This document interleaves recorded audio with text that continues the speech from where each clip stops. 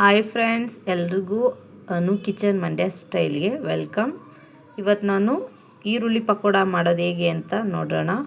ಮೊದಲು ಒಂದು 7 ಈರುಳ್ಳಿನ ತಗೊಂಡಿದ್ದೀನಿ. ಅದು ಸಣ್ಣದಾಗಿ ಸ್ಲೈಸಾಗಿ ಕಟ್ ಮಾಡಬೇಕು. ನೋಡಿ, ಈ ಥರ ಉದ್ರಾಗಿ ಕಟ್ ಮಾಡ್ಕೊಂಡಿರಬೇಕು, ಸಣ್ಣದಾಗಿ ಸ್ಲೈಸ್ ಥರ. ಮೊದಲು ಸ್ವಲ್ಪ ಕಡಲೆ ಹಿಟ್ಟು ಹಾಕೋಬೇಕು, ಸ್ವಲ್ಪ ಕಾರ್ನ್ಫ್ಲೋರ್ ಹಾಕೋಬೇಕು, ಅಕ್ಕಿ ಹಿಟ್ಟು ಹಾಕೋಬೇಕು. ಈ ಮೂರನ್ನು ಹಾಕ್ಬಿಟ್ಟು ಚೆನ್ನಾಗಿ ಮಿಕ್ಸ್ ಮಾಡ್ಕೋಬೇಕು. ಆಮೇಲೆ ಒಂದು ಸ್ಪೂನ್ ಚಿಲ್ಲಿ ಪೌಡರ್ ಅಂದರೆ ಮೆಣಸಿನ್ಕಾಯಿನ ಪುಡಿ ಹಾಕಬೇಕು. ಹಾಕ್ಬಿಟ್ಟು ಚೆನ್ನಾಗಿ ಮೂರನ್ನು ಫಸ್ಟು ಮಿಕ್ಸ್ ಮಾಡ್ಕೋಬೇಕು.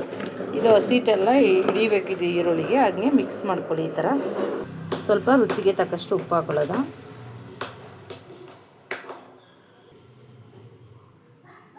ಉಪ್ಪು ಹಾಕ್ಬಿಟ್ಟು ಚೆನ್ನಾಗಿ ಮಿಕ್ಸ್ ಮಾಡ್ಕೊಳ್ಳೋದ. ಹೀಗೆ ಮಿಕ್ಸ್ ಆಯ್ತಾದ್ಮೇಲೆ ಸ್ವಲ್ಪ ನೀರು ಹಾಕೋಬೇಕು. ನೀರು ಹಾಕೊಂಡು ಮತ್ತೆ ಹೀಗೆ ಮಿಕ್ಸ್ ಮಾಡಬೇಕು.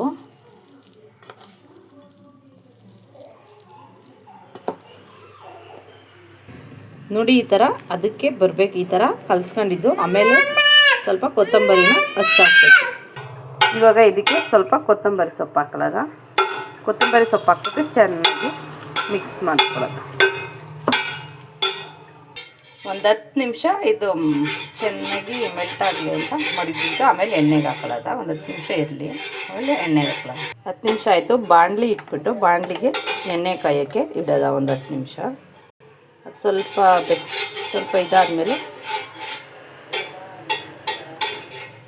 ಎಣ್ಣೆ ಕಾದ್ಮೇಲೆ ಕಲಸಿಟ್ಟಿರೋದ ಪಕೋಡದ ಮಿಕ್ಸರ್ ಒಳಗಡೆ ಹಾಕೊಳ್ಳೋದು. ಒಂದು 5 ನಿಮಿಷ ಕಾಯಬೇಕು. ಈ ಥರ ಮುಟ್ಟು ನೋಡೋದು ಸ್ವಲ್ಪ ಹವಾ ಇರಬೇಕು. ನೋಡಿ, ಇವಾಗ ಎಣ್ಣೆ ಕಾದಿದೆ. ಇವಾಗ ಹಿಟ್ಟನ್ನ ಸ್ವಲ್ಪ ಹಿಂಗೆ ತೆಗ್ದು ಬಿಡೋದ.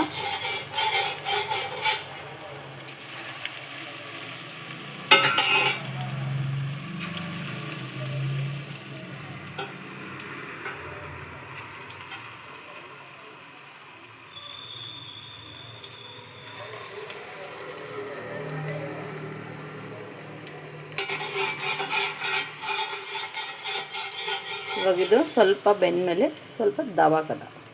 ನೋಡಿ, ಇವಾಗ ಸ್ವಲ್ಪ ಕಲರ್ ಚೇಂಜ್ ಆಗ್ತಿದೆ. ಇವಾಗ ಸ್ವಲ್ಪ ದವ ಕಲರ್ ಚೇಂಜ್ ಆಗ್ತೈತೆ.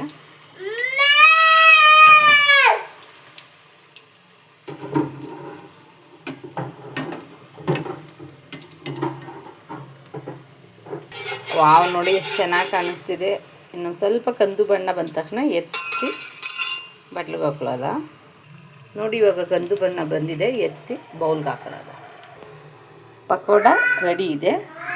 Ready to heat.